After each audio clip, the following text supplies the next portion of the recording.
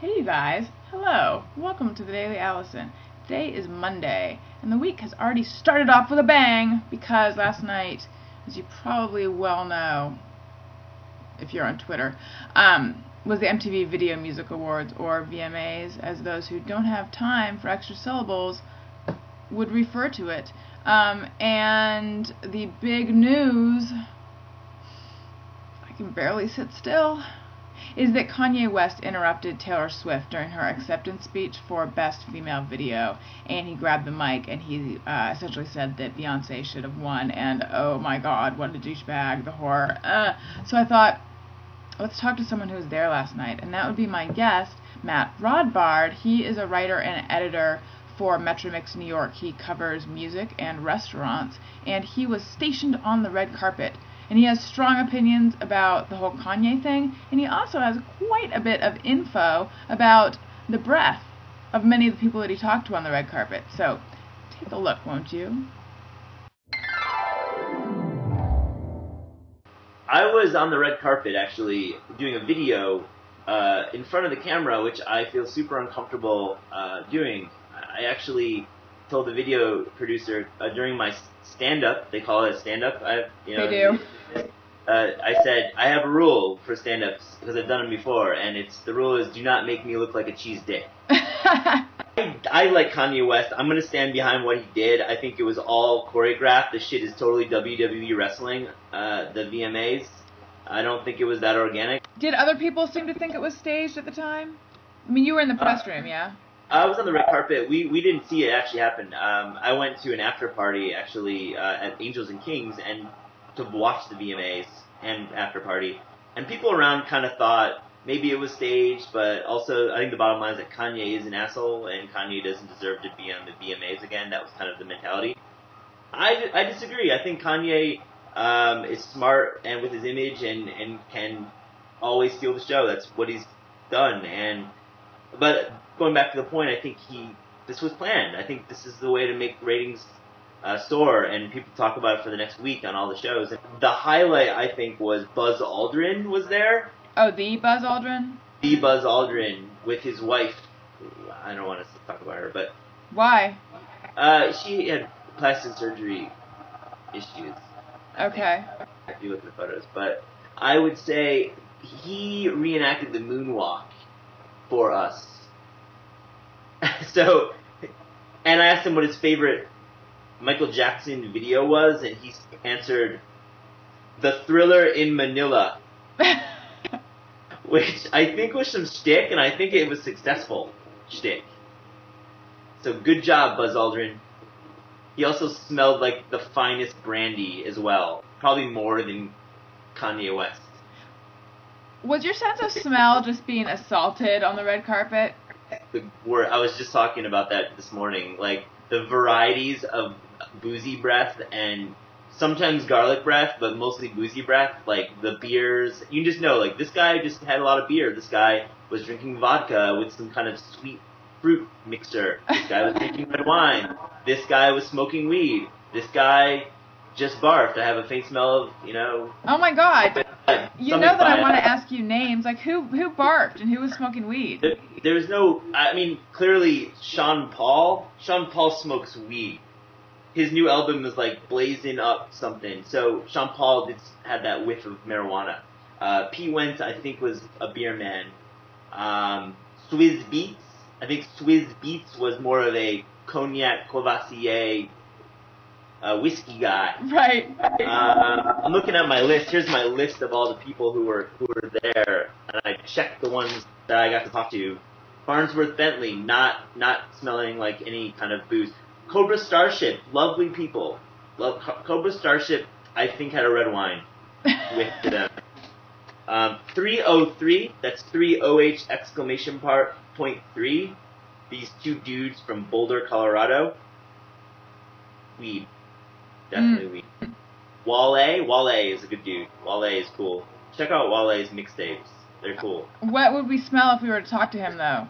Wale was the finest Vidalia onion. I think that's what he was doing. Wale was pretty chill. Yeah, I don't think he had anything going on his breath. Yeah, there was Other than onions. Yeah, exactly. Other than onions. Who else? Yeah. Who else?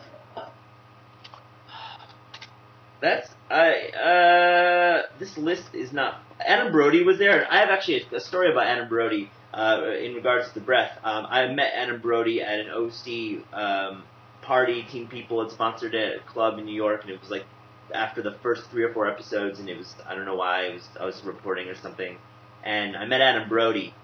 Really nice guy, so genuinely cool, and like it's kind of the line on him. He's just a really nice guy, and you know, he's gonna have his moment, I think. He has really bad halitosis, though. Like what kind? The poopy kind. Oh my gosh. You know the poopy kind of halitosis, where it smells like a baby's diaper? It's unfortunate. I guess you can get surgeries for that, the poopy kind of halitosis, but Adam Brody had that. Have you talked to anyone else about this? Is it like known among people who've interviewed him? I've actually talked to other people about this. Yes, I have. I don't know if it's known. Have other people been like, oh yeah, I know what you mean? No. I need to like somehow get that out and get a consensus if it was buffalo wing breath or if it was poopy halitosis breath, because I feel like there's a difference, and if you're equating it with a baby's diaper, then it's not buffalo wings. No, it's something that comes from deep down. It's like a burning inside him that kind of emanates from the bowels. Comes from the bowels directly. But you know what? I don't want to slight this guy because Adam Brody's a really cool dude, and he plays in bands apparently. I feel like it's too late for that. Sorry. Yeah, I know. It's I think probably you just you're did. right. So you talked to him last night and we brought back to that place. I would have totally been like, hey, I met you, and then I would have like reached in or leaned in trying to get a sense of if it was poopy breath or buffalo breath. But I did not get to talk to him. He walked by very quickly, as did Taylor Swift, as did Lady Gaga in her full burqa look. And I gotta say, I've been writing this on the Twitter, at Metromix New York is our Twitter plug. And I think I'd like to call what she was wearing in the seats as the bird's nest burqa. That bird, I think that's a cool look. I actually really like Lady Gaga's performance where she bled a lot. Did you see that? No, but I read all about it on Twitter. Yeah. What were they saying? Was it just like the obvious? No, you know what it was? I was watching it, but I was sitting at my computer, so I would see part of the show, and then I'd turn back and read. And did she have fake blood on her chest?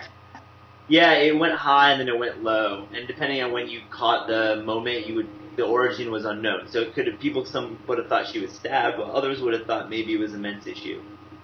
So it was ambiguous where that blood was coming from. Maybe it was a what issue? A men's issue, like a men's. Menses? Like menstruate. Right, I think. Is it the word menses? Am I wrong? Menstruations. I feel like did you just abbreviate it to men's? Yeah, I just did. I didn't want to say the whole thing it would have been really like drawn out and too much. So I was trying to say men's. Right. Men's reference. Right, but then I thought you said a men's reference, which, okay, I'm sorry, how many cats do you have? Shit. Do you want to meet them? Sure. Simone! Oh no, don't run away. I've been seeing a lot of cats go by. You guys probably have. They ran away.